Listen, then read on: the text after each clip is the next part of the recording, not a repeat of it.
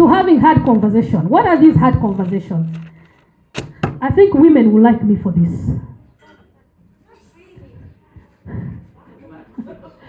When I talk about hard conversation, I'm talking about you challenging a certain behavior, questioning about something that you don't like, asking for something that can be done well. Why am I saying women will like me? Maybe they might like me or not. It's because I have heard so many women, they are not happy about what their spouses are doing, but they are so challenged to bring that thing out to them, because it's either they have tried before and men have just shut them out.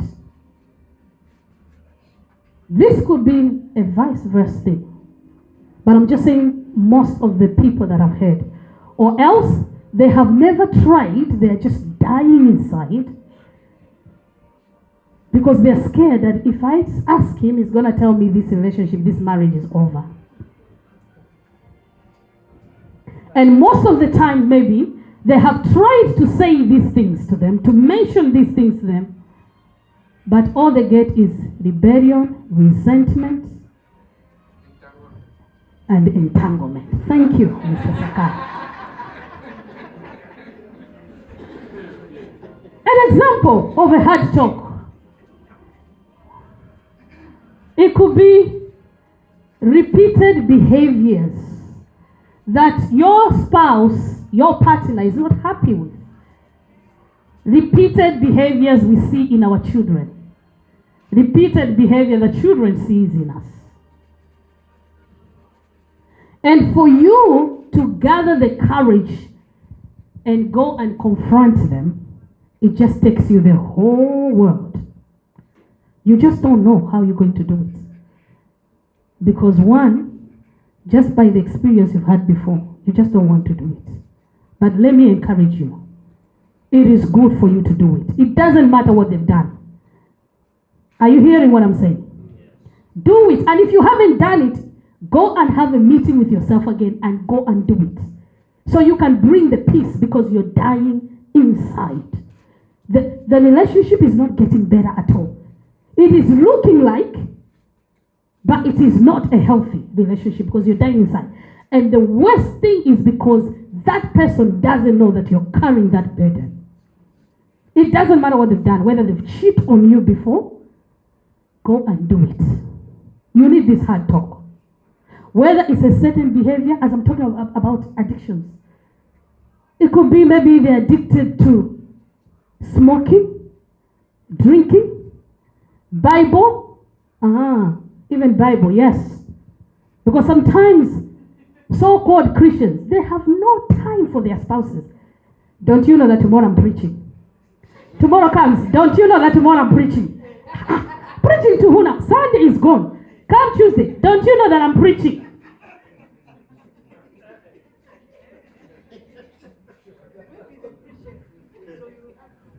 No time for your spouse. No time for your children. It's killing relationship in the house.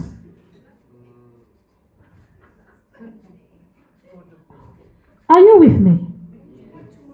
You need to do this hard talk. It could be love of football. It could be love of watching films. Being on the phone all the time. All those things that don't make you happy and you just think these things are taking our time. They're not. Certain things are not bad. But the way they're done, they're destroying the relationship.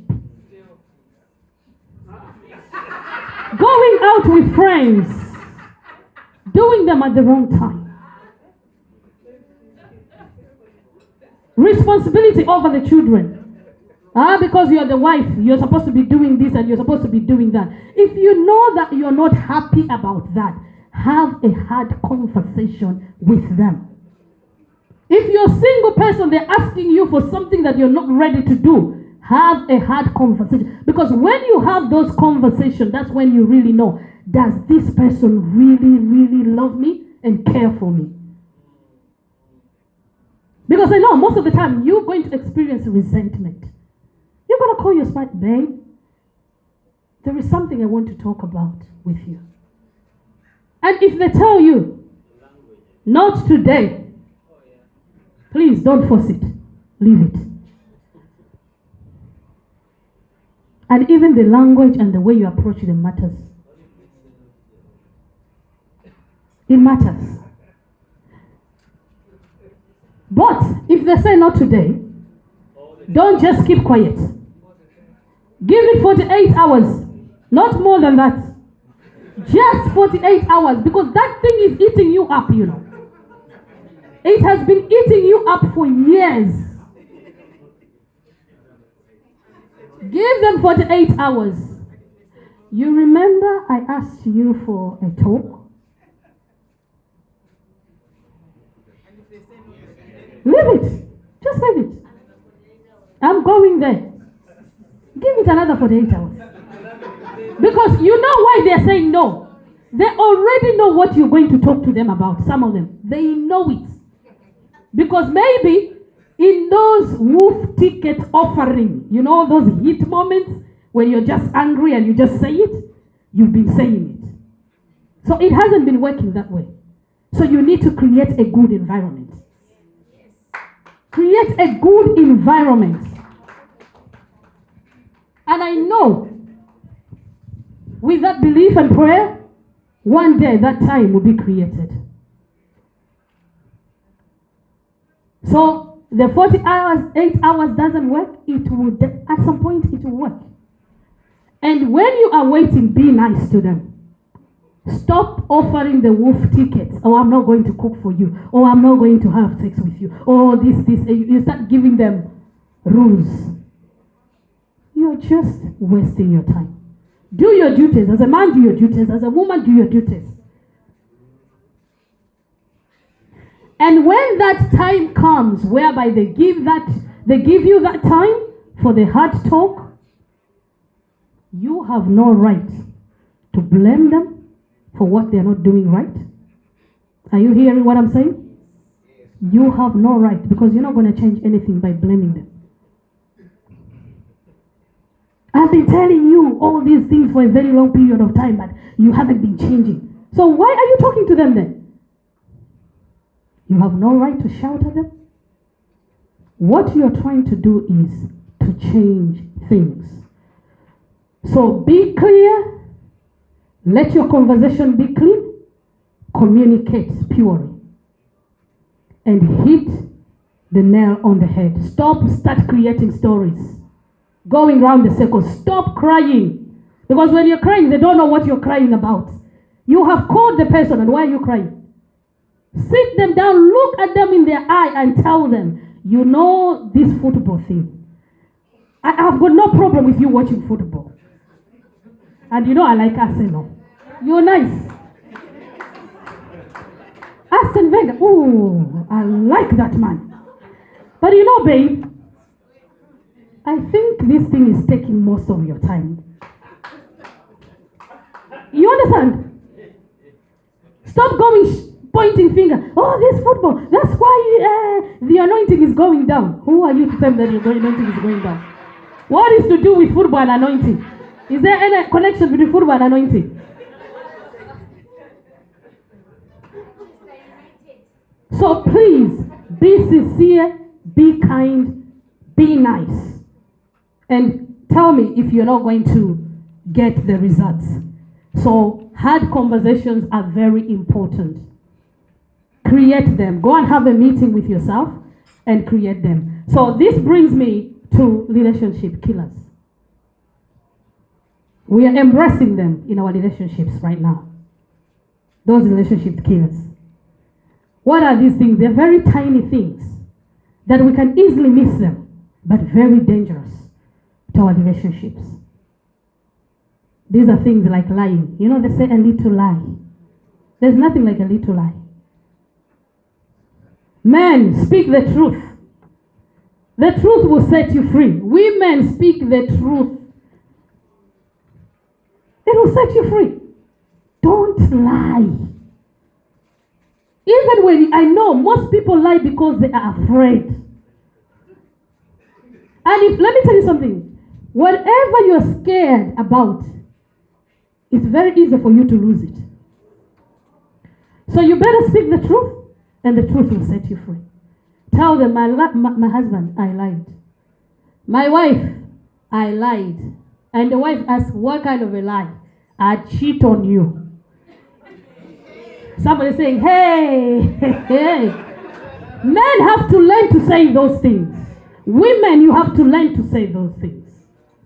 Stop covering up things, because let me tell you something. You can keep a lie for years, but one day a lie will come to an end. A lie does not last.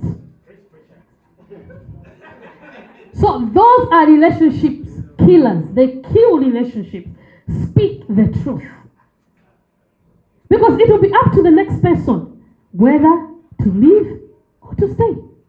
Because the worst thing can be is them finding out themselves that you did something that they didn't know. So men, stop lying, because this is a disease in a lot of men. So it's things like lying, it's things like betrayal, it's things like neglect.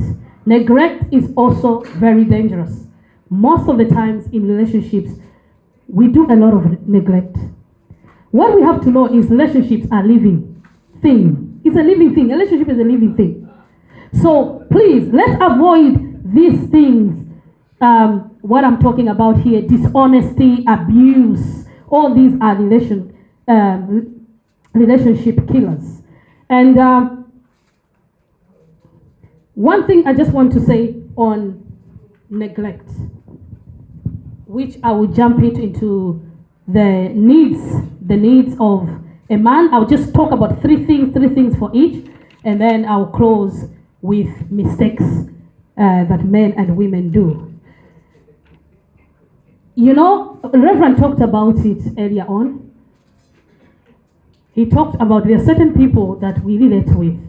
Marriage relationship, the energy that he was talking about. We used to put a lot of energy in our relationships. We phone each other. We used to buy flowers. We used to leave notes. You know, talk about all those things. If I was to ask a lot of couples in here, maybe 50% you don't do them anymore. You're preoccupied. You've got that person now. You're, comfortable. But let me tell you something. That is part of neglect. And it kills relationships. I have seen so many women, they share with you little things. Do you know my husband bought me a bar of chocolate? A bar of chocolate is just 99p. And that's a big thing to them. We used to do it before.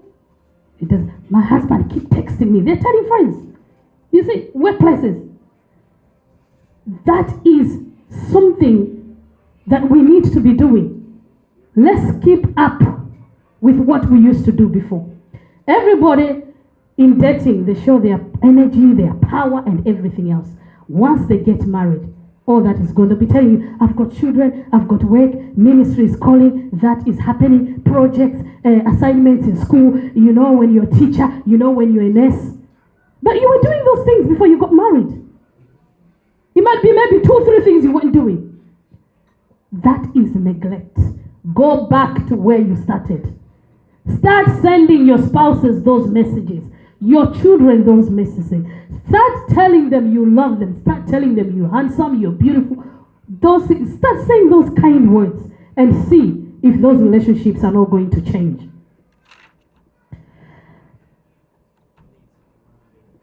Now the needs of a man and a woman. Very quick, but this one I'm going to say to married couples. I'm not going to go into singles because it will take us a little bit of time. I'm just going to say a few things. I will just share I shared at a wedding in Kids Green. I like these needs very much because I feel if we can start following these things, they will really help us. One of the most, I want you to hear that, one of the most important need of a man is respect. Respect. A man needs respect. Have you heard a lot of men, my wife doesn't respect me?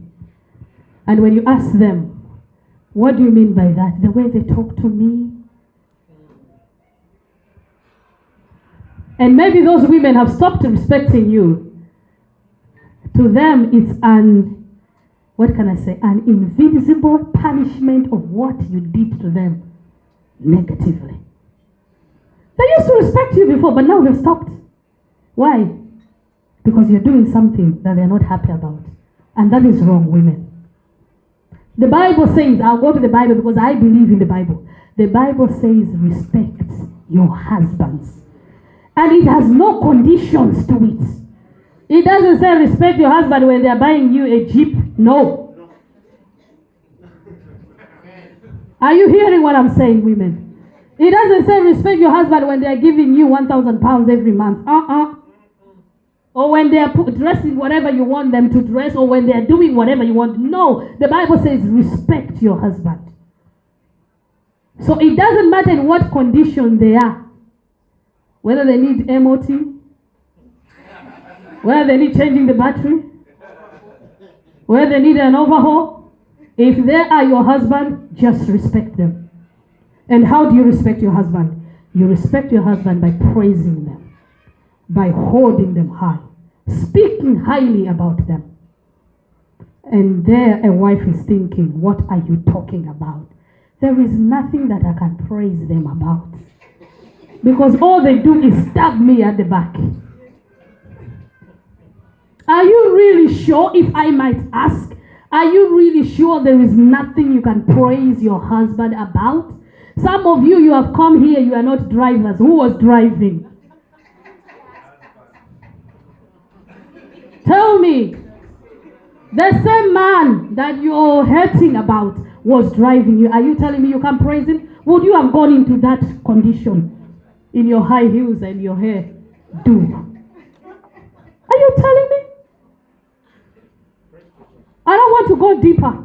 Some of you, you've got children. Those children you have, would you have had those children without your husband? So there is nothing for you to praise your husband about? Some of you, you are no longer Miss Kamwendo. You are Mrs. Kantunkako. And you're so happy to just sit next to that man. Are you telling me you can't praise your husband for that? Tell me. Respect your husband regardless of the condition of your husband. Hello, women. Whether you earn more money, it doesn't matter. Whether you are highly educated than them, it doesn't matter. Whether you are more anointed than them, it doesn't matter. Respect your husband. Okay?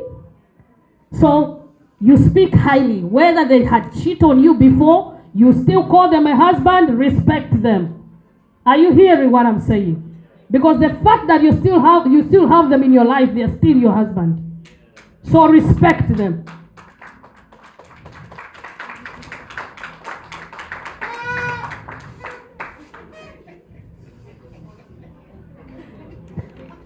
Quickly, I've just said one for the need of a man. That is very important. And the respect, what they like most is the respect you give them in public.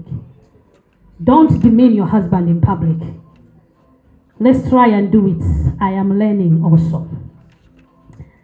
The needs of a woman. A woman needs affection. Men, we need to talk here.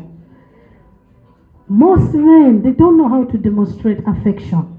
And I understand sometimes because of the pathology I was talking about, where we are coming from. Because when you're coming from a family where love wasn't demonstrated to you, you never saw it, it's difficult for you to express this. But now, you know what? We are in this place, we are talking about these things. And I think you have heard these things before. Men, you need to be affection. Give it out. You have to be affectionate. What do I mean by doing this? By saying this. Holding their hands in public. Like the way we are sitting here. Hold your wife's hand. What are you scared of? What is going on in your mind? We don't want corrupt minds, you know. Corrupt minds don't make relationships better. Yeah. Corrupt minds don't make relationship better. We need to be delivered from those things, men. I know men were created to look But look and don't put your eggs on the nest. Look and put your eyes out and say, Holy Spirit, clean my eyes. I have no problem men looking, because that's how God made them to be. But that doesn't mean you look up until you go and sleep there. Respect yourself. You are the head of the family. You are the head of our lives. We don't want to be confused, like we don't know where we are going. The reason why I've given myself to you is because I've trusted my life with you. So don't mess me, otherwise I'll mess you about. Oh, sorry. I'm just talking about. Wait up until you see it happen. I'm just joking. But show that affection. Be kind to them. Be very kind to them.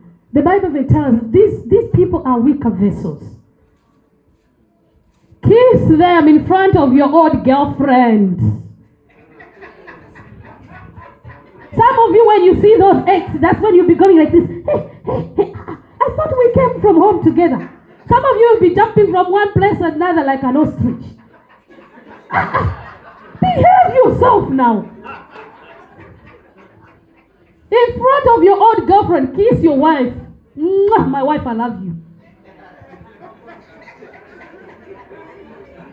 Can I tell you, this person who is talking right here is a woman. You know, a woman can, if you show a woman affection, they can walk with you in thorns, in smooth roads. They can go with you as far as you can think. But once you don't give a woman affection, you're in trouble. And nowadays in this generation where we are, tit is for tat. Not tit for tat, but tit is for tat. So men, take them out for lunch. And when I'm saying lunch, I'm not saying go and spend 30 pounds. Go to McDonald's. You know McDonald's, they sell these burgers which are 99p. 2 days ago, we went with Reverend. We had them 99p. If you only have 99p, all you need to do is half it. Just half it. You don't have to spend 30 pounds. I'm telling you, when that wife goes to work, everybody in the workplace will know my husband took me out. And it's not their business for them to know where. My husband took me out. Take them out. Why am I saying this? These things I'm talking about, sometimes men don't feel like doing them. Are you hearing what I'm saying? But it's not about what you feel. It's about, it is a need in them.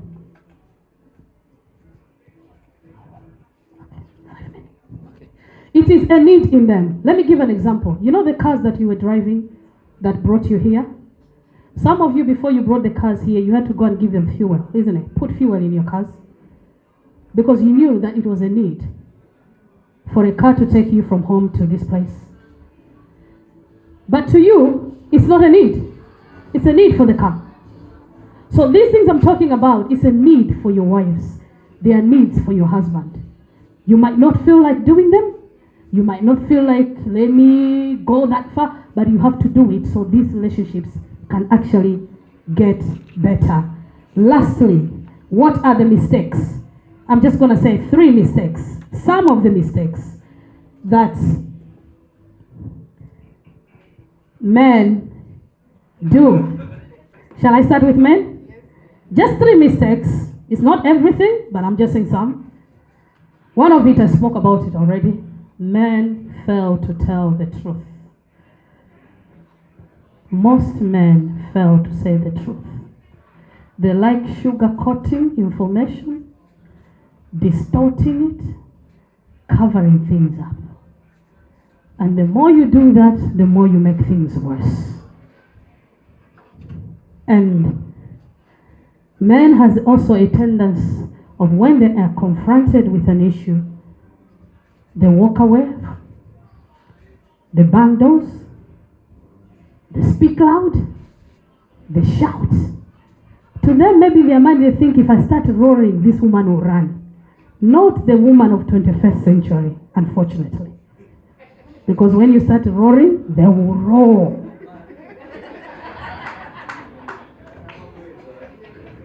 So it is not good roaring against roaring.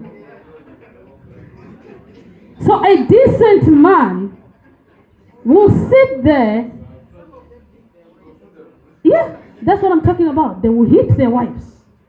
Those are mistakes men do in relationship. That's my second one. Don't shout, don't scream. Because everybody wants to be heard in life. All what your spouse is trying to tell you is, I want you to hear me. I'm not happy with the way things are going. And I'm not saying I don't love you, but I want things to get better. So when a decent man will sit down and say, my wife, I'm sorry. I need help. And listen, woman, now. When he says, I'm sorry, I need help, stop using that against them. Give them help. Because you are the helper. Some of us, we have failed to get men to that level because we don't give help. We give them hell. They show you, I'm here, I'm sorry, help me. You give them hell. You tell them, get out of my house. Get out of my life. That is being silly. I'm sorry to say that. We don't have to do that as a woman. If they tell you, I'm sorry, I need help, give them help and forgive them. At the moment as I'm talking about, some of you have got long-term issues that you're failing to forgive your spouse, and that's why things are not getting better in your relationship. Up until you forgive, and not just your words, with your action, then you see things will start getting better in your life. Some of us, those things have held us from getting the blessing of God in our lives. Amen? So we better forgive and move on with life. Number 3. I know somebody's thinking, oh, the third mistake is cheating. It's not. That's not the third to me. The third mistake men make is limiting themselves from spiritual foundation. What am I talking about? Reverend talked about every human being needs a higher power in their life. Do you know most of us here, our relationships, our lives are getting better because we are connected to a powerful spiritual foundation that tells us all the time, gives us the conscience, this is wrong, this is right. And if we did have that powerful spiritual foundation, oh my God, I don't know what would be happening in our homes. Say it louder. Every man needs a powerful spiritual foundation. And if you profess love, if you believe in love, you have to get connected to the source of love. And nobody else but God. When you've got that spiritual connection, that strong foundation, you don't run the risk of doing things that brings danger into your relationships, because you know this is wrong. There is somebody inside of you tells you this is wrong, this is right. We've all been out there.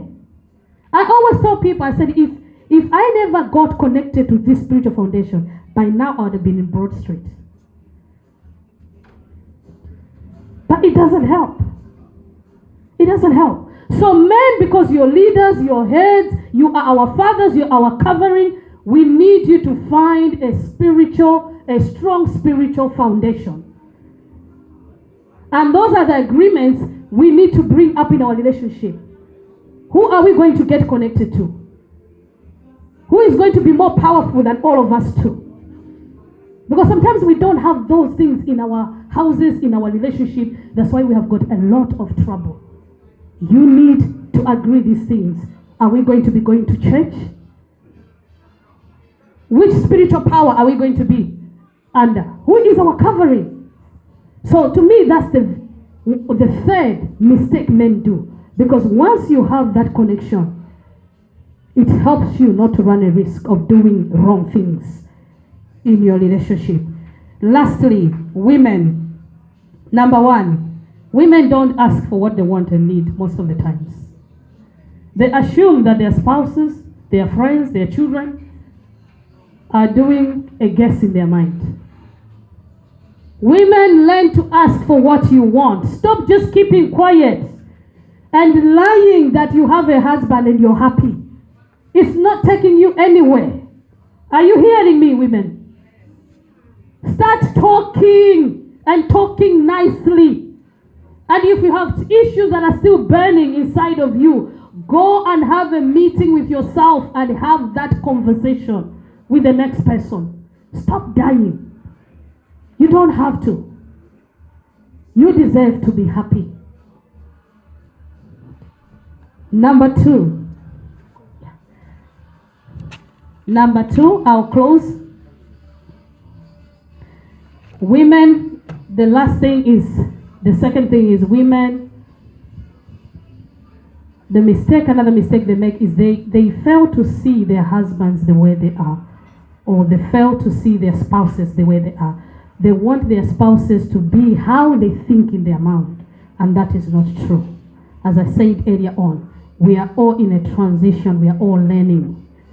So let's give each other time to change. And if we are not willing to wait for that person to change, we might as well just walk out and live in peace. God bless you. Thank you.